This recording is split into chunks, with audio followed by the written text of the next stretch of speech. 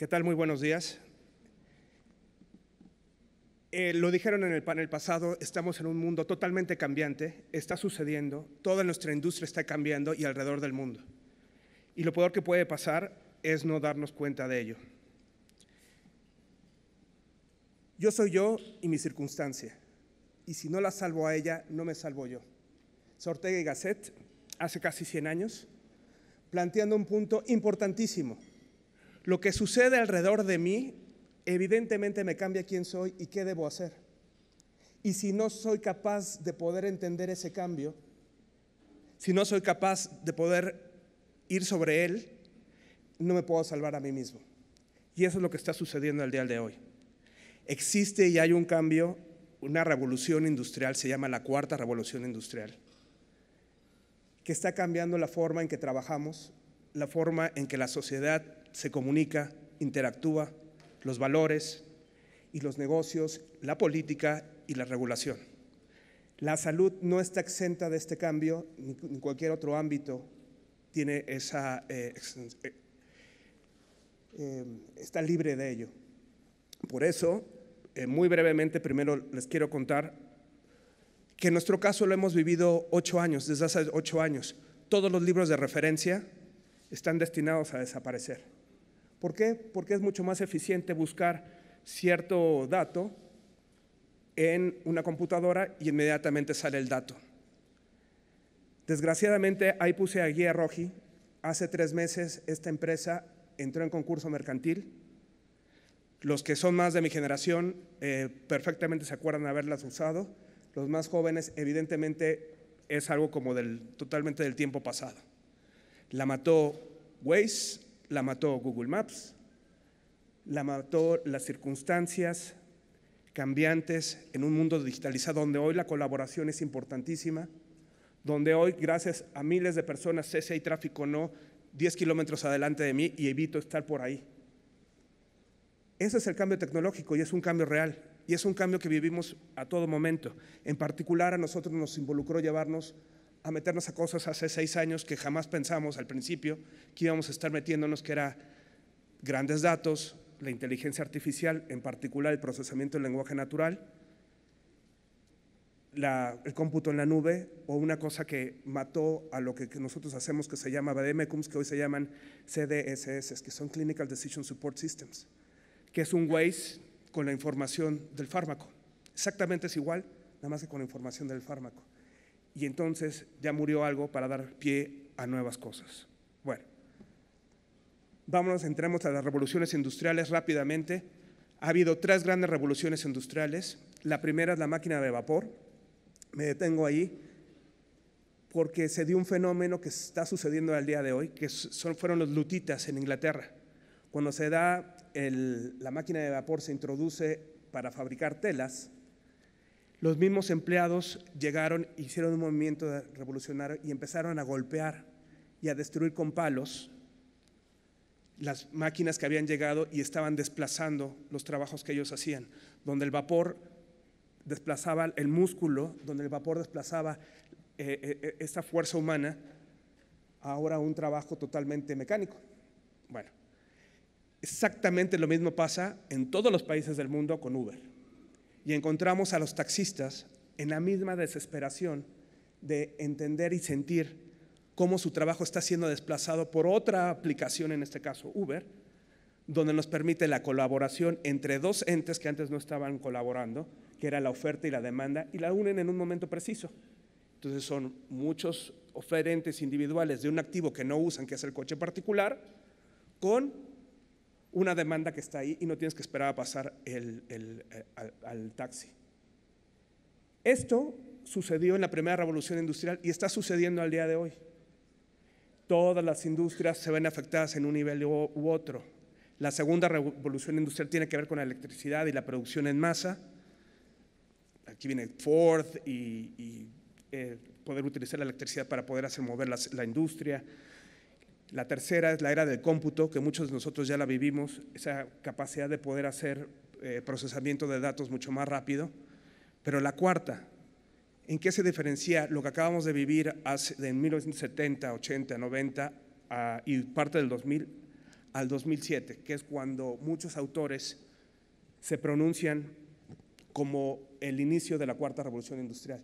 Y mucho tiene que ver la culpa este señor que está en pantalla.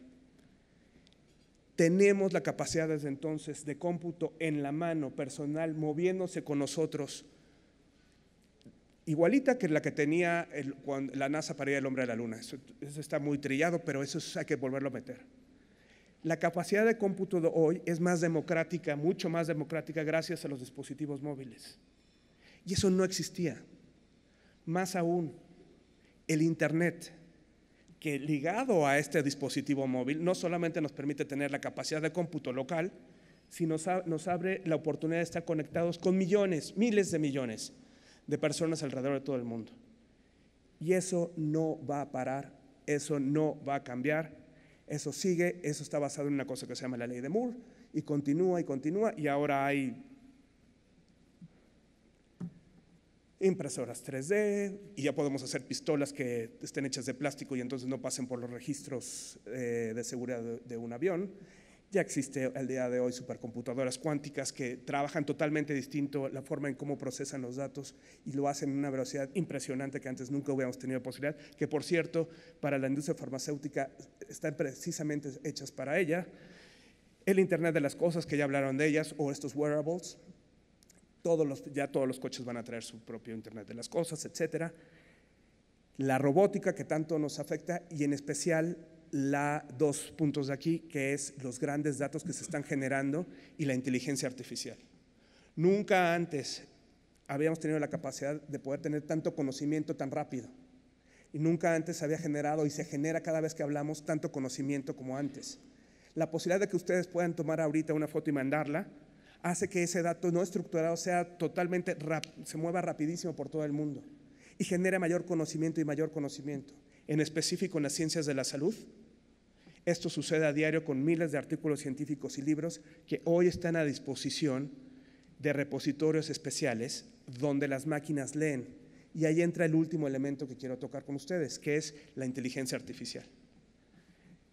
Iniciamos con estas dos caras enfrentándose porque es muy llamativo la inteligencia artificial y la pensamos como un robot, pero realmente no son robots.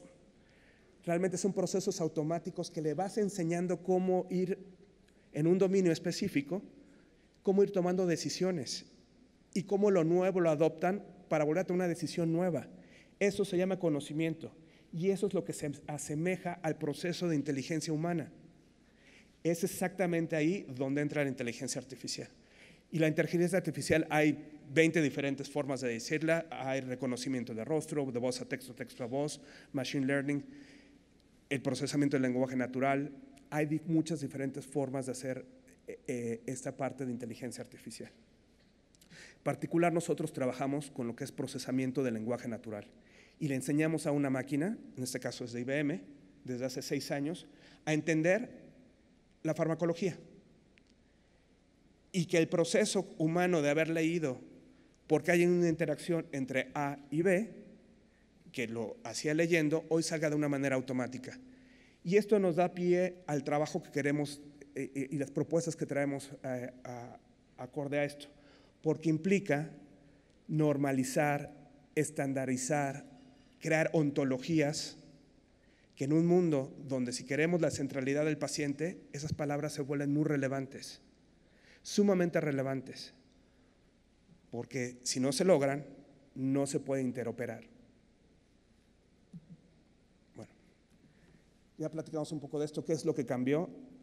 Sobre todo la velocidad del conocimiento, la capacidad de ustedes de enterarse. Los periódicos sufren todos porque hoy el Twitter es mucho más rápido para entender y esa es la velocidad. La cooperación digital, base fundamental, lo que les decía de Uber. La capacidad de poder estar conectados con seres humanos que jamás nos imaginamos que íbamos a estar conectados. Me encanta el LinkedIn porque contacto gente de Pakistán. Digo, tal vez no hagamos nada, pero siempre hay un interés común y jamás pensé poder tener contacto con ellos. Y finalmente, el nuevo conocimiento que les platicaba. Bueno, este es un preámbulo de lo que es la cuarta revolución industrial. Si quieren, después podemos tener más literatura para que puedan entrar a ello. Y voy a meter al tema de salud también como en camisa forzada. Lo que ven aquí es el resumen gráfico de la OSD sobre la situación de la salud en México del 2016. Y la dejo ahí porque no voy a hablar de ella y tampoco me voy a meter a discutirla. Cualquier comentario que tengan con ella pueden hacerlo con el señor José Ángel Gurría y todo el equipo de la OSD para que ahí trabajen con ellos. Pero sí la voy a usar como fundamento para discutir tres cosas que vienen muy abajo y que casi no se ven. Tiene que ver con la centralidad del paciente. ¿Qué nos dice la OSD? Que vivimos en un México de subsistemas públicos y privados aislados que no se hablan, que dependen de nuestro estatus laboral. Entonces, si hoy yo estoy en PLM, puedo tener el IMSS, pero si mañana me salgo y trabajo en la Secretaría de Salud, tengo que entrar al ISSSTE. En ese momento se rompe el seguimiento, se rompe la facilidad de poder entrar al sistema de salud y continuar con mis tratamientos, 1. 2, mi prevención, o poder saber qué fue lo que me pasó y tenerlo a la mano. Eso es la parte fundamental de la centralidad del paciente. Tiene que ver con que nosotros podamos portar nuestra información y ser tratados a partir de ella. Bueno, el otro elemento importante que también pone en la mesa la OSD, y lo han comentado, es quién paga. En el extremo izquierdo de la gráfica, tal vez se vea muy pequeño, México tiene el 45% de gasto de bolsillo. La otra parte es esta seguridad pública que está dividida en subsistemas, el IMSS, el ISSSTE, gracias. Súper.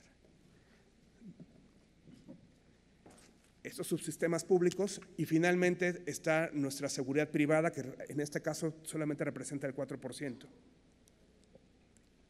Es increíble que tengamos un nivel de gasto tan alto, y mucho de eso tiene que ver cómo está construida la institucionalidad y esta idea de llegar a la universalidad de la salud. Pero ese tema viene en otro panel y ahí se va a discutir. En mi caso, quiero plantearles esto. El ecosistema de salud mexicano está totalmente desintegrado. Y en el ecosistema de salud mexicano siempre pensamos nada más en un hospital, o tal vez en el medicamento, o tal vez en el médico, pero el ecosistema de salud mexicano es mucho más amplio. Y si realmente queremos pensar en centralidad del paciente, tenemos que pensar en todos los elementos públicos y privados que trabajan alrededor de nuestra salud. Los laboratorios de análisis clínico, los laboratorios de imagenología, evidentemente las farmacias, los médicos, universidades, centros de investigación, los pagadores.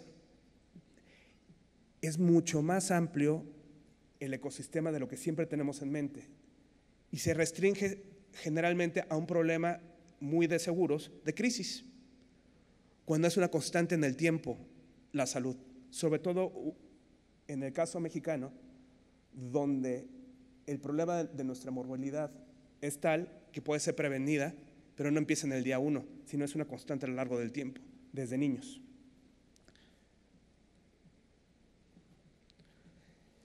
Entro ya a las propuestas directo, dado lo anterior, que qué opinamos nosotros que deberíamos hacer para poder llegar a un punto donde se pueda dar realmente la centralidad del paciente, que muy bien los panelistas anteriores lo mencionaron. 1, aunque en ley está, la información es del paciente, pero al momento de decidir es del paciente, él tiene el derecho de poder compartir la información, tiene derecho que le den la información y que tenga una continuidad su información clínica a lo largo de toda su vida, y al día de hoy eso no sucede. Tenemos que ir con cada médico en cada uno de los diferentes subsistemas a volver a decir qué edad tengo, cómo me llamo, cuál es mi número de seguridad social, cuál es mi tipo de sangre. Información básica que debería quedar y crear un seguimiento, y ese es uno de los primeros puntos que mejoran el proceso de información y el tiempo que perdemos en volver a recopilar información que ahí está, y siempre pasa, todos lo han vivido. Evidentemente tiene que estar bajo reglas y entidades autorizadas, bajo un regulador que lo tenga muy claro qué es, porque cuando hablamos con ciertos médicos se espantaban oye, ¿y el paciente va a poder ver que le puso una alemana? No, digo, primero no se debe poner una alemana, y 2, el paciente tiene que estar restringido a cierta información, pero sí tiene el derecho de compartirla bajo los subsistemas en los que ellos viven en México. La segunda, importantísima, y requiere una inversión importante, es dotar de una identidad digital, por lo pronto, por lo menos para el médico o para ciertos jugadores del ecosistema. No hablamos de pacientes, pero será ideal. ¿Qué quiere decir una identidad digital? Es poder tener, como en el SAT, yo supongo que todos ustedes tienen una firma electrónica avanzada, eso es una identidad digital. Llegó al SAT, le dijo, señor, usted se sienta, me pone el iris, me pone las huellas y aseguramos que usted es usted y con el registro federal de contribuyentes fulanito de tal. Bueno, ese esfuerzo del SAT, ese servicio le permite al SAT exactamente dotar de una firma electrónica para hacer ciertas cuestiones y sirve también para identificar que él es él. ¿Por qué es relevante esto? Porque si la información la va a tener el paciente, y aquí voy a hablar de un punto muy importante, de una máquina quiere asegurarse electrónicamente de que él es él. Entonces no es una cuestión de credibilidad cuando estamos en una entrevista, es de asegurarme de que él es él. Y eso sucede con las identidades digitales.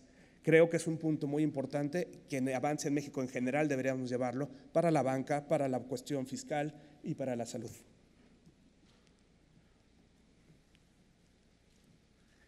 Se lo tocaron un poco, pero dada la estructura de subsistemas y de cómo nos vamos moviendo en la vida, 1 de cada 3 va a cambiar del ISSSTE y después se va a cambiar al IMSS y después va a estar en el Seguro Popular y después va a estar pagando sus pagos y después todos ustedes, estoy casi seguro, según un estudio de la OCDE, 10 millones de personas tenemos más de 2 seguros privados y además pagamos por el servicio. Tenemos que cambiar cómo se distribuyen esos pagos, involucrando evidentemente cómo nos comportamos como individuos en el tratamiento, en la prevención de nuestros padecimientos. Y perdón porque no hice esta referencia. Estoy hablando exclusivamente del primer nivel de atención. No me voy a meter al segundo nivel ni al tercer nivel porque son un poco más complejos. Pero en el primer nivel creo que sí es necesario esto. Y creo que tienen que existir estos coaseguros. Y lo que decían de los hospitales, pues igual las farmacias, hoy es una realidad. 6 de cada 10 pacientes de farmacia tienen seguro social. ¿Por qué atienden a la farmacia? Por tiempo. Porque pues, para ellos es más efectivo. Y ahí es cuando, ¿quiénes son ellos? Es el paciente, centrados en el paciente. Pensemos al paciente como lo que es. Un individuo que sí se quiere curar y quiere hacerlo de manera más importante.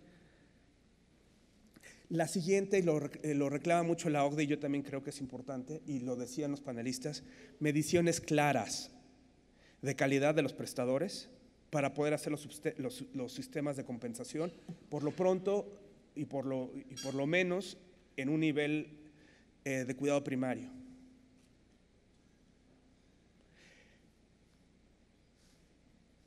En el caso de este cuidado primario, el paciente debe saber, y es increíble, digo, y nos pasa a diario.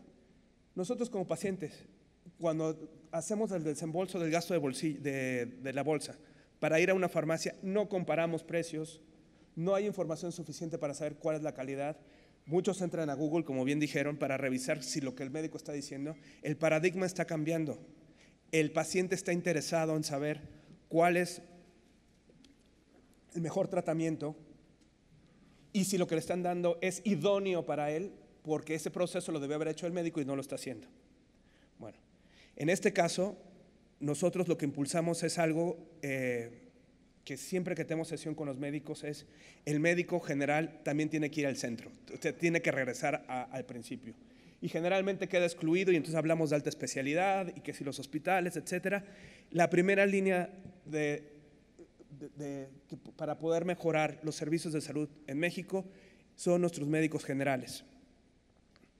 Y a ellos los tenemos que apoyar con nuevos sistemas, poder entrar a sistemas automáticos de información donde les permiten hacer idoneidad de la receta, donde permiten hacer un diagnóstico más adecuado, donde les permiten hacer remotamente también farmacovigilancia, que no existe, digo, existe levemente en nuestro país, por no decir más. donde podamos dotarle de todos estos medicamentos y que él a partir de ahí pueda llegar a otro nivel y darle seguimiento a la información del paciente, no importando si el paciente vivía en México y mañana se va a Tijuana, o si hoy entró a la farmacia A y mañana entró a la farmacia B, que el médico sea capaz de darle seguimiento a eso. Y evidentemente que esa información parcialmente sea entregada también a otros prestadores de servicio, como puede ser un nutriólogo, para el caso de la prevención en la diabetes, de continuar con mayores riesgos a través de la diabetes, o prevenir evidentemente la diabetes, tendrían que entrar otros jugadores a ello. Y ahí es muy importante que darle seguimiento de esa información del paciente a ellos. Parcial, no total, pero sí otorgársela. Esto es también muy relevante y esto depende de máquinas. Y perdón que repita, pero hay que quitarnos el concepto un poco. Aquí están hablando una máquina contra otra máquina y están mandándose información de un lado al otro. ¿Por qué una máquina, en el caso de un seguro, sea público o privado, es importante tengan la información en línea? Exactamente para poder tener mejores decisiones y saber si el actuar de los médicos es el adecuado, de todo el ecosistema es el adecuado, y empezar a mejorar. Esa es de las frases muy trilladas, pero ni modo, porque lo que no se mide no se mejora. Bueno, pues sí, es trillada, pero tiene razón. Entonces, si no somos capaces de medir, no hay manera de mejorar. Eso viene al caso con la parte de servicios de autoridad médica con inteligencia artificial. Al momento que en un dominio específico, puede ser clínico, puede ser farmacéutico, puede ser de diagnósticos, hay varios, las máquinas pueden ayudar a estar revisando esto y evitarnos y hacerlo de manera en tiempo real, que esa es la ventaja, de esa calidad. Y como dijeron, no tenemos que esperar 4 años. Y ojo, estas inversiones, o sea, aquí no hay cosas mágicas. Estas son cosas que están pasando, pero la gente invierte, los países invierten en ellos y los van desarrollando en el tiempo. Esto es una plática para llamar la atención de todos, que creo que debemos estar empezando a invertir en este tipo de cosas.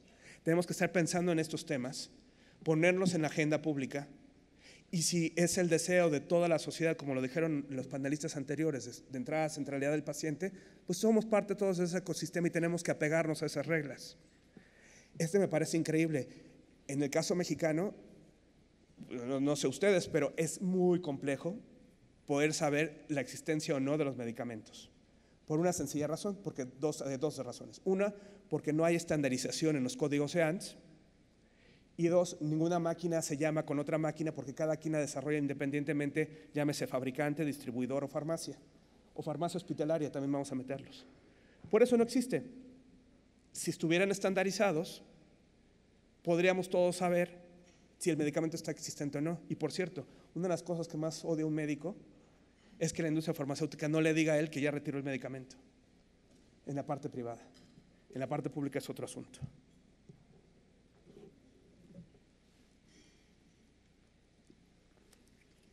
Regreso a los estándares, y esto es en la parte de la identidad otra vez digital. Si no somos capaces de generar una cierta estándar de información y de seguridad de información, pues evidentemente ahí hay un problema grave. Cualquiera de las tarjetas de crédito de ustedes en el mercado negro de se llama Deep Web, allá abajo en los fondos oscuros del Internet, vale aproximadamente $3. Un expediente clínico de un individuo, como cualquiera de ustedes, vale $150. Los mercados no engañan. Y esa diferencia de precios es por el valor de la información que está ahí dotada. Y que entiendo muy bien por qué tenemos hoy el deseo de resguardarlos, y los resguardamos. ¿Es del IMSS? ¿No es del IMSS? ¿Es del médico privado? ¿Es del médico privado? ¿Es de la farmacia que la atendió? Lo entiendo bien. Ese número nos da la intención de por qué es tan importante. Pero tenemos que generar las condiciones y las reglas para que todos los que participen en este ecosistema puedan proteger los datos personales de los individuos. Otra ventaja importante, detección temprana de epidemias. Digo, esto nos pasó a nosotros. Lo que están viendo ahí en medio es las visitas que se dieron a Tamiflu por todos los médicos que atienden PLM. Entonces, en el 2016, evidentemente, algo pasó. Bueno, en esa misma época estábamos con uno de los directores médicos del IMSS y le dije, oiga doctor, algo está pasando, no estábamos en México. Algo está pasando en México porque hasta los doctores que no vienen al caso, como los oncólogos, están viendo el Tamiflu. Y el número es un número demasiado alto. Y lo demás es historia. Abrieron, después de esta fecha, se abrió la molécula, hay 3 nuevas moléculas en el mercado, hubo desabasto, hubo gente que se internó, desgraciadamente se internó, y la parte ya más fatal que también hubo gente que murió. Pero eso es lo que traen los sistemas, eso es lo que nosotros vimos, y pasa en tiempo real, ¡pum!, aparece. La otra, incorporar tecnología, los OITs, todo el mundo lo tenemos, y sí nos medimos que cómo va nuestra frecuencia, si subimos los malos pasos, pero no está integrado a un expediente clínico electrónico. No hay esa integración, entonces de nada, sí sirve de que yo sepa que hoy hice 10,000 pasos y que bien por mí. Serviría más poder ver mi ritmo cardíaco y ligado a esos pasos dentro de un expediente a mi médico general para que él supiera que mis problemas de cardio van bien o van mal, con algo que de todos modos yo voy a poner. Y recuerden, algo muy importante y democratizador que es esta tecnología, el 70% de los mexicanos tenemos un teléfono celular inteligente y que se puede ligar a este tipo de wearables. Y si no, el mismo teléfono te lo va midiendo. Entonces es una cuestión solamente de vincular, de ligarla. Todos los hospitales de México están haciendo un expediente clínico electrónico. La verdad es que no es nada nuevo, esto es una cosa de 1970. Generar un fichero electrónico del paciente donde venga la historia es un concepto de 1970. Está muy bien. Y hay muchas industrias en el país que lo están desarrollando. La idea errónea es hablar de un expediente único por la naturaleza de nuestros subsistemas, porque todo el mundo se aventó y se arrancó a hacerlo como Dios nos dio a entender, que es la verdad, y porque nunca pensamos en la centralidad del paciente. Pensamos en resolver el problema a esa institución o a ese médico en particular, pero nunca estuvo pensado en que fuera portable para el paciente. Y ahí la palabra mágica es interoperabilidad. Y es la regla. La interoperabilidad es la palabra mágica. Es la palabra que permite que sistemas puedan leer la información de un tercero y que lo que salga sea un resultado lógico que tiene que ver con el paciente. Entonces, aquí brincamos todos los obstáculos de los subsistemas mexicanos y por lo pronto en la parte informática se pueden subir a través de esto de la interoperabilidad. Involucra el manejo de datos, saber, y eso es típico, sangrado del tracto digestivo es igual que hemorragia del tracto digestivo. Para la forma de conocimiento humano sí, para una máquina no. Para una máquina hay que decirle el CIE-10 es tal y punto. Y de ahí crea sinomimias y otro tipo de cosas. Y ese entendimiento de cómo se da la interoperabilidad no es fácil, pero una vez que se alcanza esas estandarizaciones, esas homologaciones y esas ontologías, pues las máquinas empiezan a hablar en tiempo real. Evidentemente el desarrollo humano y el más importante yo creo que aquí es el institucional. Hablando desde el gobierno como rector e impulsor de una política que esté viendo realmente la centralidad del paciente como algo que se tiene que dar desde el día 1 que nacemos hasta el día que morimos, dándole los seguimientos y tratando de prevenir a toda costa cualquier enfermedad que se pueda prevenir. Evidentemente, la interoperabilidad involucra a todos los participantes del ecosistema, con sistemas igual interoperables, pocos o muchos, donde el laboratorio de análisis clínico manda directamente la información no al médico, al sistema, el sistema lo interpreta y él le puede decir si los niveles de creatinina cambiaron o no, y luego entonces la dosis no es la adecuada. A eso nos referimos. Eso es mejorar la calidad de ese paciente con información del paciente, eso es centralidad del paciente desde la parte informática y de información. ¿Qué ha pasado alrededor del mundo? El Reino Unido, con el NHS, el National Health Service que tienen, que es solo un pagador, trató de hacer un expediente clínico electrónico único y fue un total fracaso. Horrible. Otros países más pequeños no, como Dinamarca, por ejemplo. Pero otros países como la India han decidido, dado los subsistemas y dadas las cuestiones que se parecen más a México, regular y dirigir ese esfuerzo empresarial que se está dando al día de hoy. Y créanme, se está dando y hay unos startups increíbles mexicanos de cómo puede integrarse todos los sistemas de salud. El caso de Estados Unidos es diferente porque es una cuestión de regulaciones, pero esas regulaciones independientes obligan también a brincar al mundo de la interoperabilidad.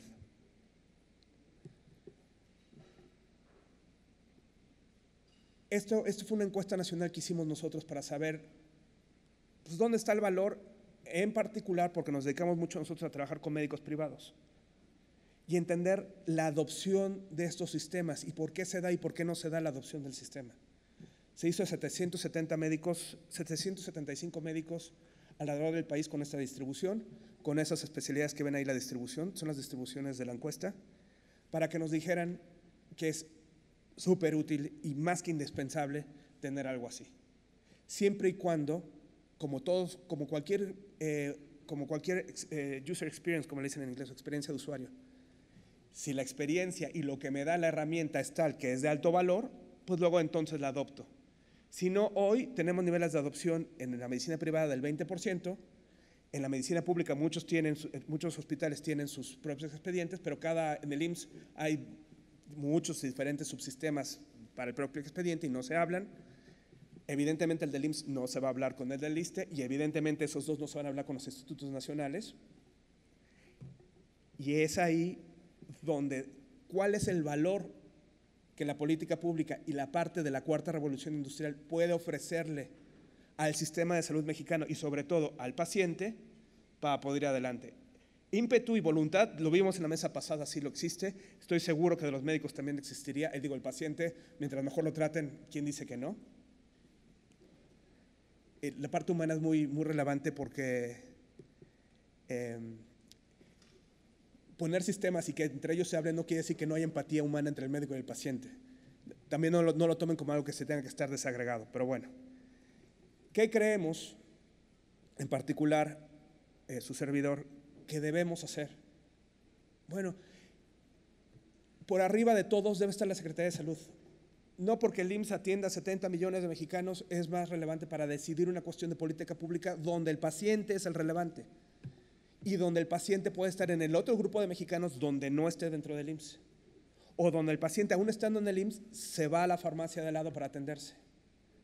Entonces creo que debería ser él el eje rector y las inversiones deberían estar muy centradas en que él pueda tener la fuerza suficiente para poner los estándares, las ontologías y otro tipo de cosas que se deben dar para la interoperabilidad.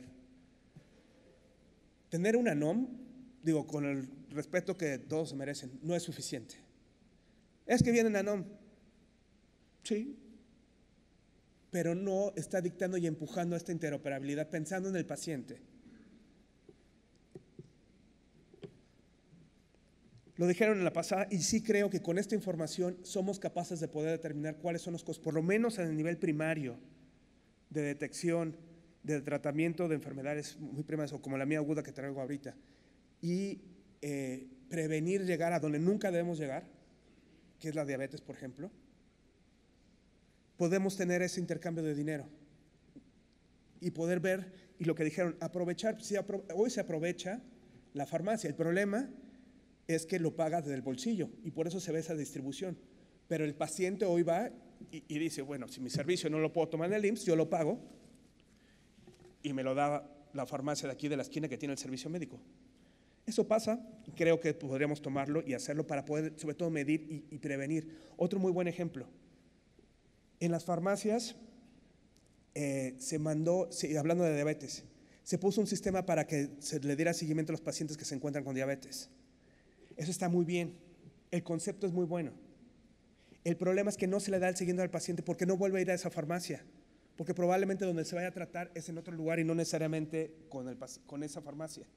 Entonces se detectó, se tuvo la información, pero no se le dio continuidad porque no fue interoperable.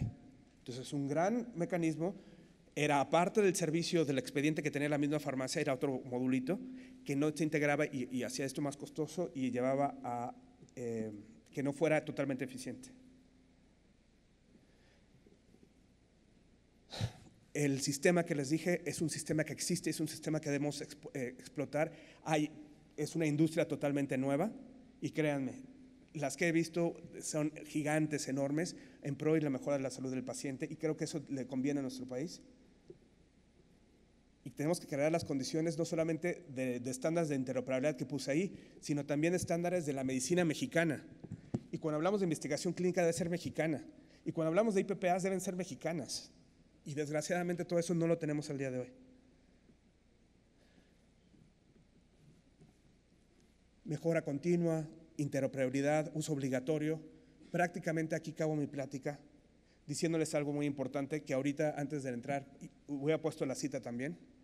Einstein dijo, y tomando preguntas que vinieron del pasado, que si para mejorar hacemos siempre lo mismo, pues evidentemente nunca vamos a mejorar. Y esta propuesta va a eso, a hacer algo diferente. No sacado de la manga cosas que están sucediendo en otros países, cosas que podemos desarrollar desde aquí. Es cuestión de esas voluntades que escuchamos anteriormente, que quepan en la dirección de una política pública correcta, adecuada, que impulse la centralidad de la salud de los pacientes mexicanos. Muchas gracias.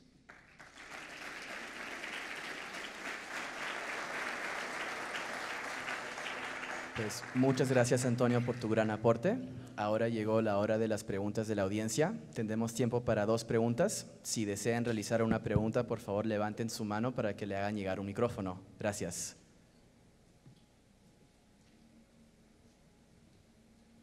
Muchas gracias, buenos días y excelente presentación.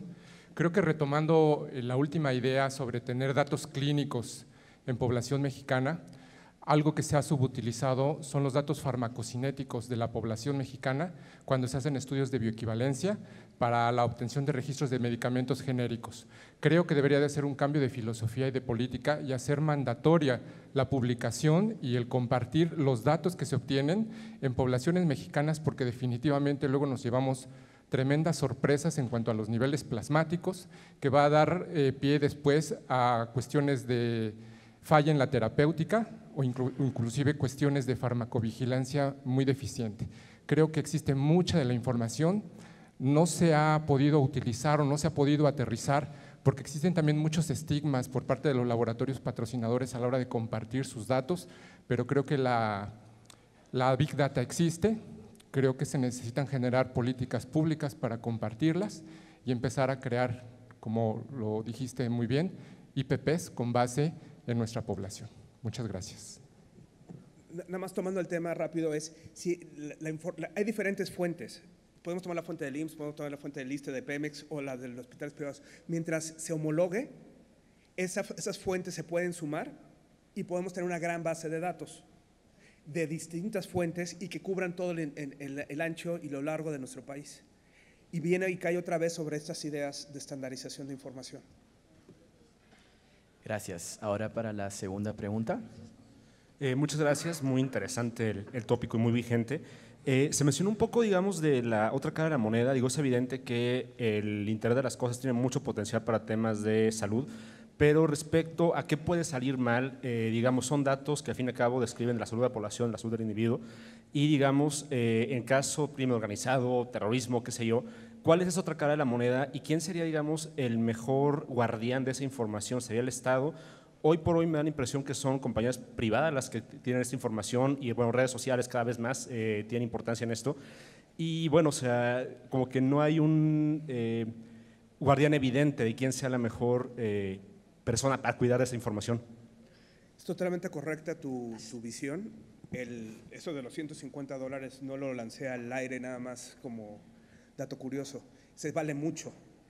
Y si tú sabes de qué está enfermo un presidente, pues también es muy valioso. Y si sabes de dónde coge un país, también puedes abusar de ello. En diferentes partes del mundo, depende el modelo, la seguridad de la información la tiene una empresa privada totalmente regulada a partir de estándares establecidos por una entidad regulatoria. En el caso específico de Estados Unidos se llama HIPAA Compliance. Todas las empresas que pretenden entrar a hacer manejo de información del individuo deben manejar esas reglas de cumplimiento. Y depende del país, va cambiando. Sin lugar a dudas, deben existir, y sin lugar a dudas, por eso es importante que entre el gobierno, porque si se queda en la parte solamente privada, puede haber ese riesgo, y es un riesgo no deseable.